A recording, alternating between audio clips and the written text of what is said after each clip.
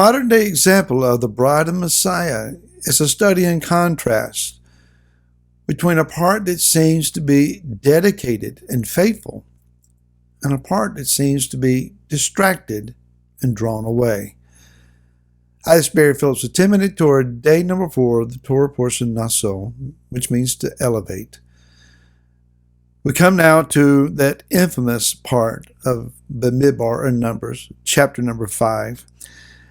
And it says in verse number 11, And Yahweh spoke to Moshe, saying, Speak to the children of Israel and say to them, When any man's wife turns aside and has committed a trespass against him, and a man has intercourse with her, and it is hidden from the eyes of her husband, and it is concealed that she has defiled herself, and there was no witness against her, nor was she caught, and a spirit of jealousy comes upon him, and he becomes jealous of his wife who has defiled herself, or a spirit of jealousy comes upon him, and he becomes jealous of his wife, although she has not defiled herself. Then the man shall bring his wife to the priest, and he shall bring the offering for her, 1/10 of an ephah of barley flour. He is not to pour oil on it, nor frankincense on it, because it is a grain offering of jealousy, an offering for remembering, for bringing crookedness to remembrance. What follows then is the ritual that the priest will perform for this woman. We'll comment on that in a few moments. This is in the Hebrew, the sotah, S-O-T-A-H by transliteration, S-O-T-A-H. It's a term that is figuratively to be applied to the bride of Messiah, Yeshua's bride. The term means to turn aside, to go aside, to turn or decline. And so this is a bride that has turned her affections away from her husband. Her husband becomes suspicious. What's going on? Your eyes are not for me anymore. Your attention is distracted. Your affections are limited. Something's not right. Marital couples go through all sorts of times and seasons. There is the idealistic love when one is first married, a very courtship-oriented marriage love, the honeymoon phase, if you will. And all is well and good, and it is a beautiful and learning of each other experience and learning to live together, but it doesn't take very long for the challenges to appear. The secret for those who are yet unmarried is that those challenges never really go away. Life of the married couple is that of challenges, expectations that are not met, things that need to be overcome, and learning the beauty in each other beyond what's on the outside. And you learn to love the person on the inside, their heart, their mind, their spirit, their inward affections. Yeah, you still hug and kiss and love on each other, and that's all well and good. And that's special. But then there are those moments where words don't even have to be exchanged. And it just takes a touch of a hand, a glance into the eyes, and romance is there. It's just not huggy, huggy, kissy, kissy all the time. We have this idealistic idea of what it means to be the bride of Messiah as well.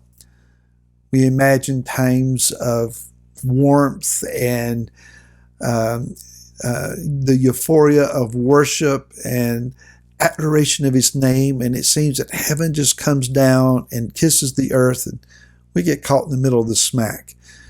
And it's a wonderful experience to enjoy the manifested presence of Yah, and we are just overcome with emotion and love and the feeling of connectedness to him.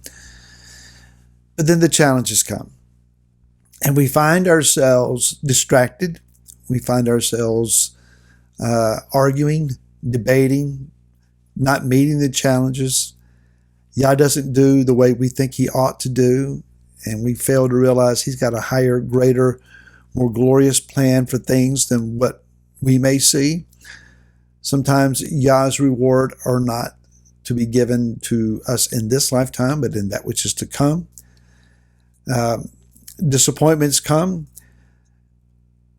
but then when there's those moments where it's not so much a praise and worship rally or a fantastic teaching full of golden nuggets that we enjoy, it's just a touch of his hand upon ours.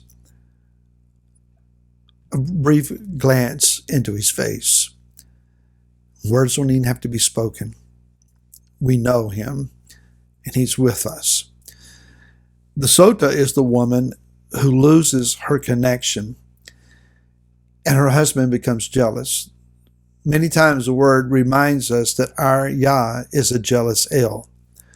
He is jealous of those who belong to him. The woman that is at issue here is not a wife who is being subjected to judgment without reason. This is not a husband who has an unnatural spirit of jealousy about him. This is not about a woman whose husband is outrageous in his claims against her, but rather she herself has given reason and foundation for him to say, what's wrong? What's going on with you? As we read, the primary suggestion is that she's gone after another man. The rabbinical commentators suggest that her husband has warned her in the past, do not be seen alone with this man. He is not to be trusted, and he's after you. And he's a charmer. He's a charlatan. He's a con guy. Do not allow him to deceive you. He is already trying to make you his mark. And instead of listening to the warning of her husband, she yields to the charms of whoever this man is and is seen to be alone with him without someone else present. It allows the husband to say, what happened? What's going on? And when she doesn't answer correctly or fully, or she seems to be hiding things, he says, I got to get to the bottom of this. The part that we want to see then in the ritual is that the priest concocts what is known as bitter waters. The curse is written out on parchment with ink. It's dipped into the waters. Dirt is taken and put into the waters. And it is a water that she drinks to prove her guilt or her innocence. In 1 Timothy chapter number 4, verse 1 says, but the Spirit distinctly says in the latter times, some shall fall away from the belief, paying attention to misleading spirits and teachings of demons. We have been warned. Don't be allowing yourself to be a part of this. Stay away from these things. But we don't always listen. In 2 Timothy chapter number 3, Yah is speaking again to his people through the writings of the Apostle Paul and the Rav Shaul, and he is saying that in the last days hard times shall come, and men will be lovers of themselves, lovers of silver, boasters, proud, etc., and that they will have a form of reverence, but they will deny its power, in verse number 5. Again, we are being warned. Chapter number 4, it says in verse 3 and 4, there shall be a time when they shall not bear sound teaching, but according to their own desires they shall heap up for themselves teachers tickling the ear, and they shall indeed turn their ears away from the truth and be turned aside to myths. And we're warned, do not allow yourselves to become party to these things. They are destructive to us. In the book of the Revelation of Yeshua, in chapter number 13, verse 4 says that they worship the dragon who gave authority to the beast. And they worship the beast, saying, who is like the beast, and who's able to fight against him? He's given a mouth to speak blasphemies. And they rejoice in the demonic power of deception. The last days, however they manifest, whenever they arrive, if we're not already within them, are days where the soda of the body of Messiah will be drawn aside. But there will also be a faithful bride who will cling to her husband, who will love him with great devotion, who will sincerely follow him and will not be able to be charmed. May we be the faithful bride. We'll see you again tomorrow. Until then, shalom.